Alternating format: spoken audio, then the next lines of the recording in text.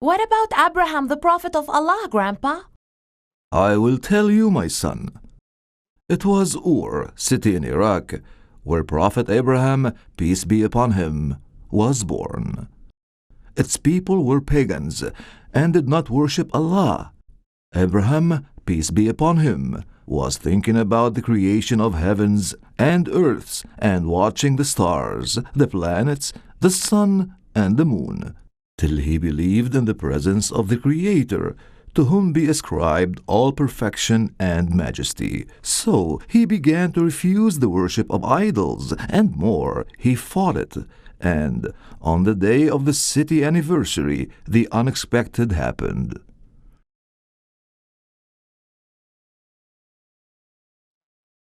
Celebrations were very beautiful this year. Am I right? That is right. All the people in the city went out to the city square to take part in the celebrations, as usual. But I noticed the absence of Abraham. Why didn't he come? I heard that he is sick and bedridden. Sick? Or he doesn't want to participate in our religious celebrations? You are right, for he is the only one in the city that did not go out to celebrate. I wonder why.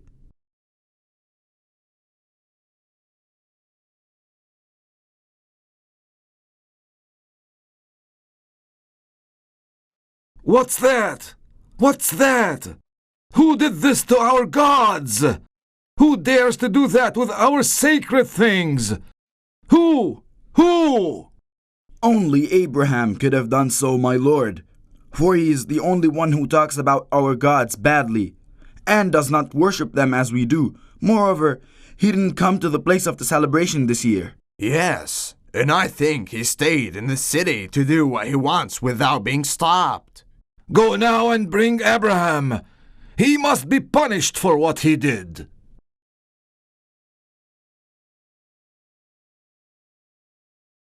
My lord, Abraham is here. Let him come in.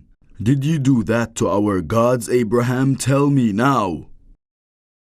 Abraham says, the greatest of them did it, so go and ask him. Are you making fun of us, Abraham? How do you want us to ask someone blind and deaf? Abraham says, so, why do you worship them and not Allah, when you know all that about them? You are ignorant people. Answer me, Abraham. Why did you do that to our gods? Do you have another god whom you worship? Tell us about him. Abraham says, my Lord and yours is Allah, who created everything, who gives life and death. He is all-powerful. Bring me 2 of those whom I sentenced to death, now!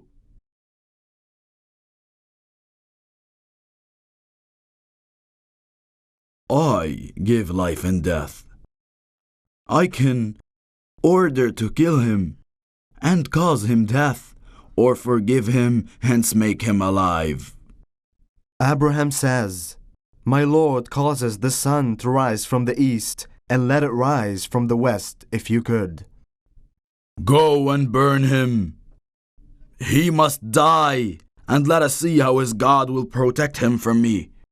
بسم الله الرحمن الرحيم قالوا حرقوه وانصروا آلهتكم إن كنتم فاعلين قلنا يا نار كوني بردا وسلاما على إبراهيم وأرادوا به كيدا فجعلناهم الأخسرين. Did they really burn him, Grandpa? No, my son. After the king set for Abraham in the city square a big fire which flames burn the birds in the sky, they brought Abraham al-Khalil bound in chains and threw him in the burning fire. Abraham stayed in it for more than 40 days, while it was burning and burning. But Allah made of Abraham an example for people. He ordered the fire to be cold and peace upon him. And after this long period, Abraham got out of the fire well and intact by Allah's leave.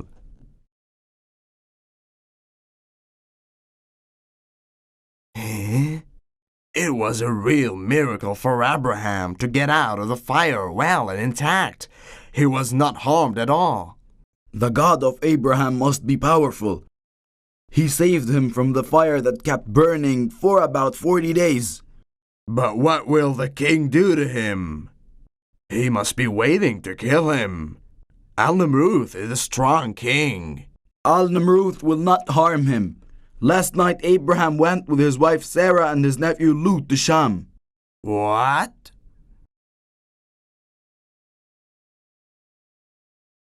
Good morning. Good morning, sir.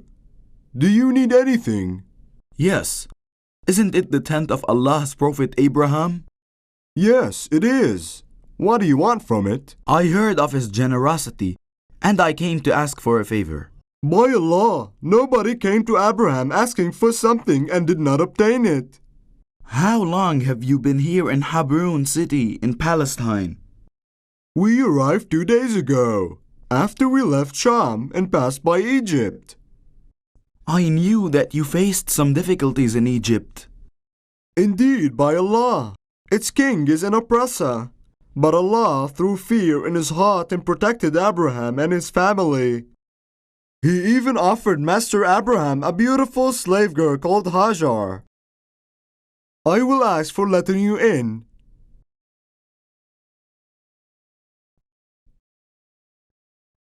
Tell me about Madam Sarah. Did she give birth? Yes, he's a beautiful baby, and Master Abraham named him Isaac. I'm so happy. I'm so happy. Oh Allah, how generous and glorious you are. Yes, he gave Madam Sarah a baby after so many years, during which she was sterile, unable to give birth. She had to let Master Abraham marry her slave girl, Hajar, who gave birth to his eldest son, Ismail. And now Madam Sarah gave birth to her son, Isaac, while she is an old woman. Thanks to God, that's a real miracle.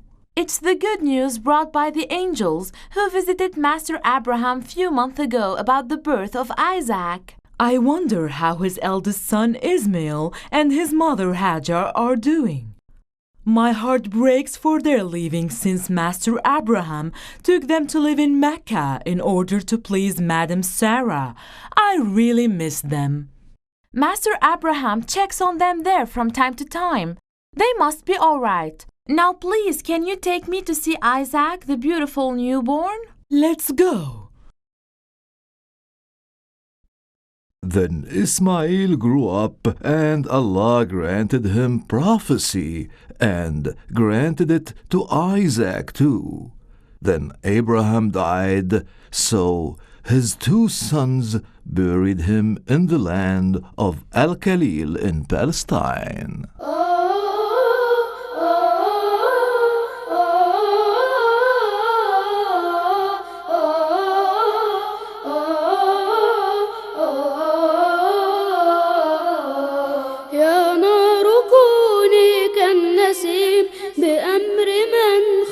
السماء يا نار هذا إبراهيم أبا لكل الأنبياء يا نار كوني كالنسيم بأمر من خلق السماء يا نار هذا إبراهيم أبا لكل الأنبياء من نسله جاء الذبيح جد النبي أحمد وأخوه إسحاق الذي كان نبيا عابدا من نسله جاء الذبيح جد النبي أحمد وأخوه إسحاق الذي كان نبيا عابدا رفع البناء وضع الحجر لله دوما ما أمر صار البناء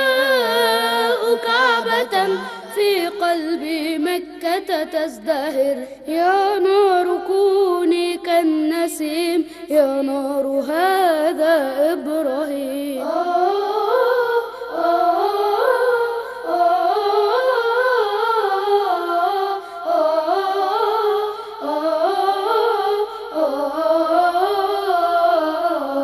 نادى الخلائق كلها هيا إلى خير العمل، هيا إلى بيت الإله، هيا نحج ونعتمر. نادى الخلائق كلها هيا إلى خير العمل، هيا إلى بيت الإله، هيا نحج ونعتمر. أهدى إلينا شرعة من عند رب العالمين، بنورها وهديها سمينا نحن مسلمين. يا نار كوني كالنسيم، يا نار